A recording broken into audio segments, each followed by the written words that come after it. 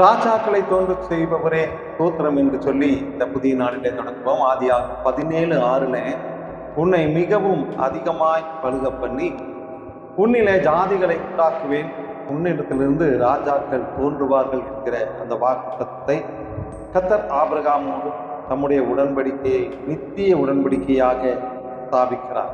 ஆபிரகாமின் சந்ததி நித்திய காலமாக இருந்ததால் தான் தேவனால் தமது உடன்படிக்கையை நித்திய காலத்திற்கும் நிறைவேற்ற முடியும். ஆபிரகாமின் இயற்கையான சந்ததி பூமியில் நித்திய காலமாக இருக்கும். கானான் தேசம் ஆபிரகாமுக்கும் அவருடைய சந்ததிக்கும் நித்திய சுதந்திரமாக இருக்கும். ஆபிரகாமின் சந்ததி நித்திய காலமாக இருக்கவில்லை என்றால் கானான் தேசம் அவர்களுக்கு நித்திய சுதந்திரமாக இருக்காது. கர்த்தர் ஆபிரகாமை நோக்கி, உன்னை மிகவும் அதிகமாய் பலுக பெண்ணி உன்னிலே ஜாதிகளை உண்டாக்குவேன், உன்னிடத்திலிருந்து ராஜாக்கள் தோன்றுவார்கள் என்ற வாக்கு தத்தத்தை கர்த்தர் நிறைவேற்றினார். அநேக ராஜாக்கள் எழுப்பினார்கள்.